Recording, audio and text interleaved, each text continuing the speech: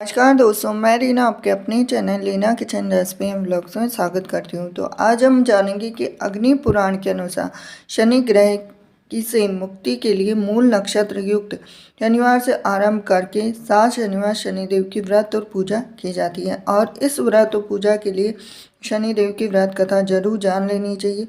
तो वो इस प्रकार है। एक समय सभी नवग्रहों सूर्य, चंद्र, मंगल, बुध, बृहस्पति, शुक्र, शनि, राहु और केतु में विवाद छिड़ गया कि इनमें से सबसे बड़ा कौन है। सभी आपस में लड़ने लगे और कोई निर्णय न होने पर देवराज इंद्र के पास निर्णय कराने पहुंचे। इंद्र इससे घबरा गए और इस निर्णय को देने में अपनी असमर्थता जताई, परंतु उन्होंने कहा कि इस समय पृथ्वी पर राजा विक्रमादित्य हैं जो कि अति न्यायप्रिय है, वे ही इसका निर्णय कर सकते हैं। सभी ग्रह एक साथ राजा विक्रमादित्य के पास पहुंचे और अपना विवाद बताया, साथ ही निर्णय के लिए कहा। राजा इस समस्या से अति चिंतित हो उठे क्योंकि वे जानते थे कि जिस किसी को भी छोटा बताया वही कुपित हो उठेगा। तब राजा को एक उपाय सुझाया और उन्होंने स्वर्ण, रजत, कांस्य, पीतल, शीशा, रांगा, जस्सा, आभ्रक और लोहे से 9 सिंहासन बनवाए और उन्हें इसी क्रम में रख दिए। फिर उन सब ने निवेदन किया कि आप सभी अपने अपने आसन पर स्थान ग्रहण करें। जो अंतिम सिंहासन पर बैठेगा वही सबसे छोटा होगा। इस अनुसार लोहा का सिंहासन बनाया सबसे आखिरी में। तो उन्होंने देखा कि शनिदेव सबसे बाद में बैठे तो वही छोटे कहलाए। तो उन्होंने सोचा कि राजा ने यह जानबूझकर किया है। तो उन्होंने कुपित होकर राजा से कहा कि राजा, तू मुझे नहीं जानता। सूर्य एक राशि में 1 महीना, चंद्रमा 2.25 महीने और 2 दिन, मंगल 1.5 महीना, बृहस्पति 13 महीने वह बुध और शुक्र 1-1 महीने विचरण करते हैं, परंतु मैं 2.5 से 7.5 साल तक रहता हूँ। बड़ों बड़ों को मैंने विनाश किया है। श्री राम के 7.5 आने पर उन्हें वनवास हो गया और रावण के आने पर उनकी लंका को बंदरों की सेना से परास्त होना पड़ा। अब तुम सावधान रहना। ऐसा कहकर कुपित होते हुए शनिदेव वहाँ से चले गए। अन्य देवता खुशी खुशी चले गए और कुछ समय बाद राजा की 7.5 आई। तब शनिदेव घोड़ों के सौदागर बनकर वहां आए। उनके साथ कई बढ़िया घोड़े थे। राजा ने यह समाचार सुन अपने अश्वपाल को अच्छे घोड़े खरीदने की आज्ञा दी। उसने कई अच्छे घोड़े खरीदे। वह एक सर्वोत्तम घोड़े को राजा को सवारी हेतु दिया। राजा जो ही उस पर बैठा वह घोड़ा सरपट वन की ओर भागा। भीषण वन में पहुंच वह अंतर्ध्यान हो गया और राजा भूखा प्यासा भटकता रहा। तब एक ग्वाले ने उसे पानी पिलाया और राजा ने प्रसन्न होकर उसे अपनी अंगूठी दी और वह अंगूठी देकर राजा नगर को चल दिया और वहां अपना नाम उज्जैन निवासी बीका बताकर वह एक सेठ की दुकान पर उसने जल इत्यादि पिया, कुछ विश्राम भी किया।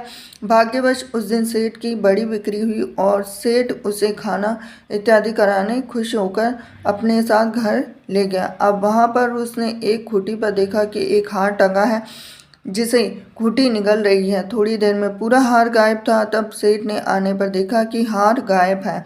तब उसने समझा कि बीका ने ही उसे चुराया है। उसने बीका को कोतवाल के पास पकड़वा दिया। फिर राजा ने भी उसे चोर समझकर हाथ पैर कटवा दिए। वह चोरंगिया बन गया और नगर के बाहर फिकवा दिया गया। वहां से एक तेली निकल रहा था जिसे दया आई और उसने बीका को अपनी गाड़ी में बिठा लिया। वह अपनी जीभ से बेलों को हाँकने लगा। उस काल राजा की शनि दशा समाप्त हो गई। वर्षा काल आने पर वह मल्हार गाने लगा। तब वह जिस नगर में गया था वहाँ की राजकुमारी मन भावने को वह इतना भाया कि उसने मन ही मन प्रण लिया कि वह राग गाने वाले से ही विवाह करेगी। अब उसने दासी को ढूंढने भेजा तो दासी ने कहा कि वह एक चौरंगिया है, परंतु राजकुमारी नहीं माने। अगले ही दिन उठते ही वह अनशन पर बैठ गई। अब विवाह करेगी तो उसी से करेगी। अब उसे बहुतेरा समझाने पर भी वह न मानी तो राजा ने उस तेली को बुला भेजा और विवाह की तैयारी करने को कहा। फिर उसका विवाह राजकुमारी से हो गया। तब एक दिन सोते हुए स्वप्न में शनिदेव ने राजा से कहा कि राजन, देखा तुमने मुझे छोटा बताकर कितना दुख झेला है। तब राजा ने उससे क्षमा मांगी, प्रार्थना की, बोला, हे शनिदेव, जैसा दुख मुझे दिया है किसी को और को ना दे। शनिदेव मान गए और कहा, मेरी कथा और व्रत करेगा उससे मेरी दशा में कोई दुख ना होगा। जो नित्य मेरा ध्यान करेगा, चींटियों को आटा डालेगा, उसके सारे मनोरथ पूर्ण होंगे। साथ ही राजा को हाथ पैर भी वापस मिले।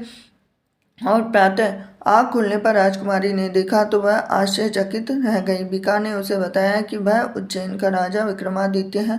सभी अत्यंत प्रसन्न हुए। सेठ ने जब सुना तो वह पैरों पर गिरकर क्षमा मांगने लगा और राजा ने कहा कि वह शनि देव का कोप था, इसमें किसी का कोई दोष नहीं है। शनि सेठ ने फिर भी निवेदन किया कि मुझे शांति तभी मिलेगी जब आप मेरे घर चलकर भोजन करेंगे। सेठ ने अपने नगर पर नाना प्रकार के व्यंजनों से राजा का सत्कार किया और साथ ही सबने देखा कि जो खुटी हार निकल रही थी वह उसे उगल रही थी।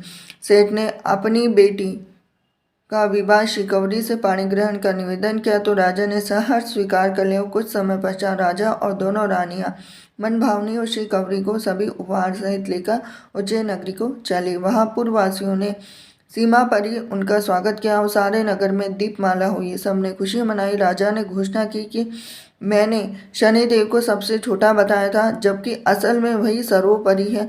तब से सारे राज्य में शनिदेव की पूजा और कथा नियमित होने लगी और सारी प्रजा ने बहुत समय खुशी और आनंद के साथ बिताया। जो कोई शनिदेव की इस कथा को सुनता है, पढ़ता है, उसके सारे दुख दूर हो जाते हैं। व्रत के दिन इस कथा को अवश्य पढ़ना चाहिए। तो ये थी आज के शनिदेव की व्रत कथा। वीडियो अगर आपको पसंद आया तो वीडियो को लाइक करें, चैनल सब्सक्राइब करें, बेल आइकन प्रेस करें। हरे कृष्णा।